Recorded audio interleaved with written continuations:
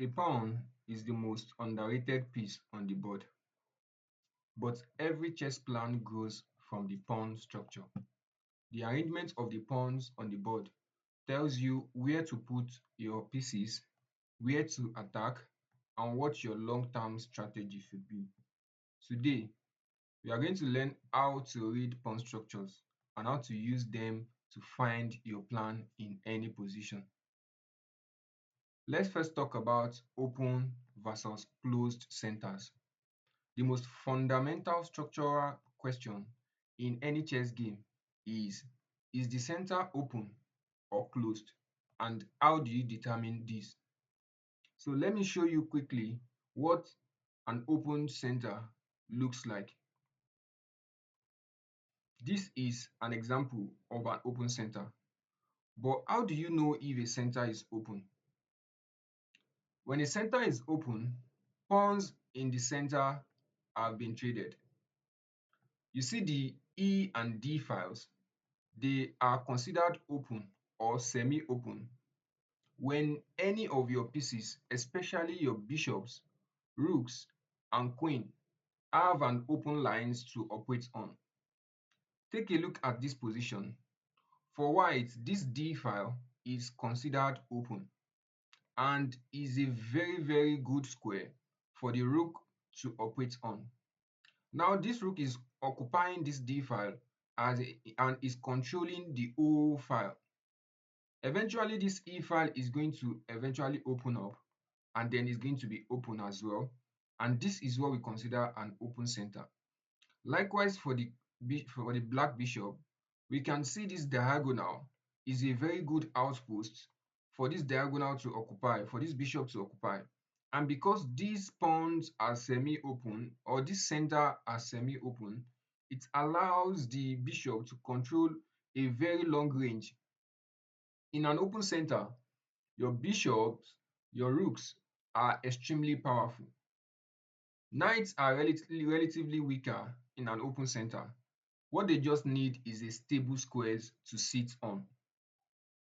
How about a closed center? In a closed center, pawns are locked together. There is no traded pawns, no files are open, and the pieces cannot pass through the center freely. So this position now is a case of a closed center. None of the pawns have been traded off, and all of black pawns and white pawns are logged on to each other. So there is no way these pawns can escape or even give an avenue for other pieces to pass through.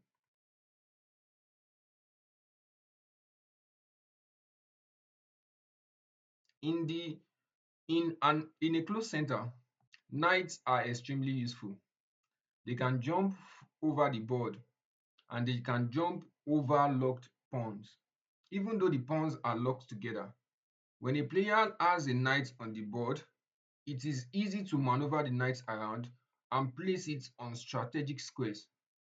Bishops, on the other hand, are extremely weaker in a closed center because their diagonals in which they are supposed to occupy are blocked. So in this position, these two bishops cannot easily move around. Even a square like a5, which we consider still available for this pawn, for this bishop, can be challenged by a move like b6. Likewise, the black bishop cannot easily move around because all of the squares available are being controlled by the white pawns.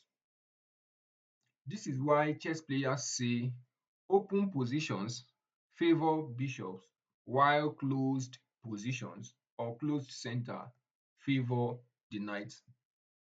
The next thing we are going to talk about is the isolated queen's pawn. One of the most important pawn structures in chess is the isolated queen's pawn, often written as IQP. So what do we understand by an isolated queen's pawn? So what do we understand by an isolated queen's pawn? An isolated pawn is a pawn with no friendly pawns on either adjacent file. The most common version is an isolated D pawn, which is what we have in this situation. This pawn on D4 is an isolated D pawn. A pawn on D4 or D5 with no C pawns or E pawns beside it are considered isolated D pawns. You see, an isolated queen's pawn is a double-edged structure. It has both its advantages and disadvantages.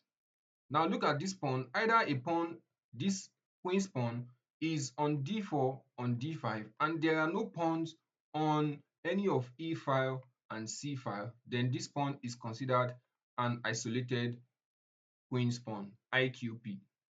Advantages of isolated queen's pawn is that the pawn controls a lot of space. Do you see the squares C5 and E5 are being controlled by this D4 pawn? Those pawns in front of the isolated pawn are excellent outposts for your pieces, especially your knight. The pawns tend to be open, giving bishops and rooks active play. It is very easy to open up this bishop and place your rook and your bishop on C file or E file. The center is open, and an isolated queen's pawn is a very good outpost for you to place your knight on E5 or C5. The disadvantage or disadvantages of isolated queen's pawn is that the pawn cannot be defended by another pawn. Just because there are no pawns on the C file and the E file, the D4 pawn is isolated and very vulnerable. It must be defended by other pieces, especially more important pieces. And this ties down those pieces because they become or they occupy a defensive role instead of giving an active play in the game. In the end game, the isolated pawn often becomes a liability, which then require your most active pieces to be behind it and perform a defensive role.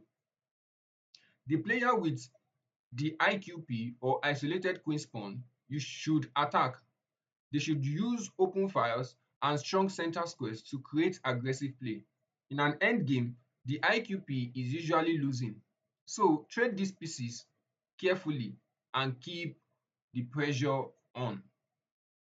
Another pawn structure we are going to talk about is the hanging pawns. Let's talk about the hanging pawns. Hanging pawns are two connected central pawns that have no pawn support on either side. For example, let's take a look at these pawns on C5 and D5.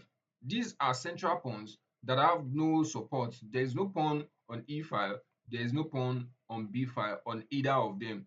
These pawns are called or are known as the hanging pawns. They are similar to the isolated pawn in many ways. They are powerful in the middle game, they control space, they support piece activity, they can advance to create a passed pawn. But in the end game, they can become two isolated pawns that are easy to attack. So take a look at this pawn again on C5 and D5. If you have hanging pawns, use them, advance them, push C4 or D4 and open lines. If you play passively with hanging pawns, your opponent will attack them and eventually win them. So while these pawns are hanging pawns, you can push either one of them while the other supports the other one, and then you have a very strong defense for your pawns. So how do you determine your plan from your pawn structure? So here is a practical guide for using pawn structure to find your plan. The first step you need to know is you look at the center. Is it open? Is it closed? Or semi-open? By now, you should know what an open center is, where your pawns are not occupying. If it is closed, then the 2 pawns for both sides are locked together. Then the second step is, which side of the board do you have more pawns? Talk about pawn majorities. Are you having pawn majority at the queen side or the king side? That is where you attack with your pieces. Step 3, find your opponent's weak pawns. You see isolated pawns, doubled pawns, or backward pawns. These are a very sweet weak pawns you should attack or find from your opponent. If you haven't watched our video about the different forms of pawns, then you should check out the video in our channel. Put pieces in front of them to blockade and attack them. Step 4, find your opponent's strong pawns, or rather find your own strong pawns. You see those passed pawns, advanced or well protected pawns, you should try to advance them and support them with your king and pieces, especially in the end game. Your pawn structure is your roadmap. Every time you are unsure what to do in a chess game, look at the pawn structure. It will tell you where to play. The pawn structure is the foundation of every chess plan. You see the open center, it favors your bishops and your rooks. And a closed center is a very good spot and a very good outpost for your knights. Isolated and hanging pawns, attack with them in the middle game while you try to defend them carefully in the end game. Find your weak pawns and your opponent's weak pawns. Make a plan, execute it. Tomorrow is going to be our final lesson on beginner's guide. Your first chess tournament, a complete guide to everything you need to know before you walk into your first competition.